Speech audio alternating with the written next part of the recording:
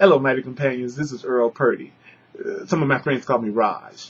And I'm going to do a lesson 156 from A Course in Miracles with you today. And that lesson is I walk with God in perfect holiness. I'm going to read this to you, but I'm going to do an embellishment, and I'm going to also give you substitute the definitions for some of the words that the Course in Miracles itself uses. So I walk with God in perfect holiness. It's the same as saying I walk with love in perfect innocence. Holiness means innocence. God is love. So you're saying I walk with love in complete, which is perfect innocence. I walk with love in complete innocence. I walk with love in complete innocence is the same as saying I walk with God in perfect holiness. Today's idea, I walk with God in perfect holiness, which I'm going to say innocence, but states the simple truth that makes the thought of sin and guilt impossible. I walk with God in perfect innocence promises there's no cause for guilt, which means being causeless guilt doesn't exist, which means it follows strictly from the basic thought so often mentioned in the Course in Miracles text, which is ideas don't leave their source. Ideas don't leave their source. Your ideas don't leave your mind. If this is true that ideas don't leave their source, then how can you be separate from God because you are an idea in the mind of God? How could you walk alone and separate from your source if ideas do not leave their source and your source is God? We are not inconsistent in the thoughts that we present in our curriculum in the course. Truth must be true throughout if it's going to be the truth.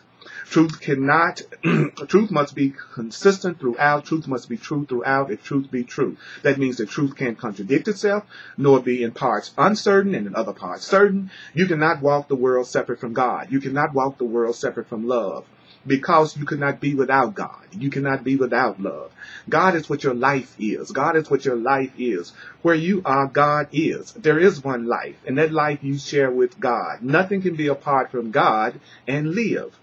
And yet where God is, where love is, there must be holiness, which is innocence, as well as life. No attribute of God's remains unshared by everything that lives. In other words, what lives is as holy and innocent as God himself, because what shares the Creator's life is part of holiness, it's part of innocence. And so you could no more be sinful than the sun could choose to be of ice, the sea elect to be apart from water, or the grass to grow with roots suspended in the air. There is a light in you. Light means truth. There is a truth in you which cannot die, whose presence is so holy and innocent that the world is sanctified because of you. All things that live bring gifts to you. Offer them in gratitude and gladness, and offer all things that live bring gifts to you, and offer gifts to you in gratitude and gladness at your feet. The scent of flowers is their gift to you. The waves bow down before you, and the trees extend their arms to shield you from the heat, and lay their leaves before you on the ground that you may walk in softness, while the wind sinks to a whisper round your holy, innocent head. The light in you is what the universe longs to behold. All living things are still before you, for all living things recognize God who walks with you. The light, the truth, the love you carry is their own, and thus they see in you their holiness, saluting you as Savior and as God. Accept the reverence of everything, for it is due to you, innocence and holiness itself, which walks with you, transforming its gentle light all things into its likeness and its purity. Accept their reverence, for it is due to holiness itself, which walks with you, transforming in its gentle light all things unto its likeness and unto its purity. This is the way that healing works. This is the way that salvation works. As you step back, the light, the truth in you steps forward and encompasses the world as you step back. It heralds not the end of sin in punishment and death. In lightness and in laughter is the idea of sin and guilt gone. Because its quaint absurdity is seen in lightness and in laughter is the belief in sin and guilt gone. Because its quaint absurdity is seen.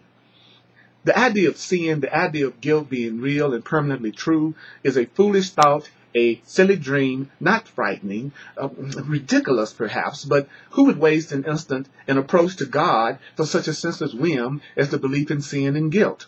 Yet you have wasted many, many years with just this foolish thought of believing in sin and believing in guilt and separation. Don't you know the past is gone? The gone is gone. And with the past being gone, all the fantasies of the past are gone also. The fantasies from the past, those old beliefs that you have from the world that's related to guilt and sin, keep you bound no longer. The approach to God is near. The approach to God is near. The approach to the Creator, to the real love is near. And in the little interval of doubt that still remains, you may perhaps lose sight of your companion and mistake God, your companion, for the senseless ancient dream that is now past. Who walks with me? Who walks with you? Who walks with you? Who walks with you? Who walks with me? This question should be asked 1,000 times a day till certainty has ended doubting and established peace. Today let doubting cease. Today let doubting cease. Today let doubting cease. God speaks for you in answering your question. Who walks with me? God speaks for you in answering your question with these words. I walk with God in perfect holiness. I light the world. I light my mind and all the minds which God created one with me. I walk with God in perfect holiness. I walk with God in perfect holiness. I light the world. I light the world. I light my mind and all the minds which God created one with me. I light my mind and all the minds which God created one with me. I light my mind and all the minds which God created one with me. You walk with God in perfect holiness. That's the same as saying you walk with the Creator in perfect innocence. You walk with love in perfect innocence. I walk with God in perfect innocence. You walk with love in perfect innocence. You light the world and you light your mind and all the minds which God created one with you. You walk the world with perfect holiness. You walk with God in perfect holiness. You light the world. You light your mind and all the minds which God created one with you. I walk with God in perfect holiness. You walk with God in perfect holiness. You walk with God in perfect holiness. You walk with God in perfect holiness. You walk with God in perfect holiness. You walk with love in perfect holiness. You walk with the Creator in perfect holiness. You walk with God. In perfect holiness, you walk with God. In perfect innocence, you walk with God. In perfect love, you walk with God. In perfect power, you walk with God. In perfect beauty, you walk with God. These are all Course in Miracles definitions of the term holy. So you walk with God today in perfect innocence. You walk with God today in perfect power. You walk with God today in perfect holiness. You walk with God today in perfect holiness. I walk with God in perfect holiness. You walk with God in perfect holiness. This is Earl Purdy. Check out my website at www.earlpurdy.com and check out my classes and lectures. And I want you to remember, you walk with God today in perfect innocence, and so does everybody else that you know around you. So I want to say to you, let peace and let love extend from my mind and my heart to yours.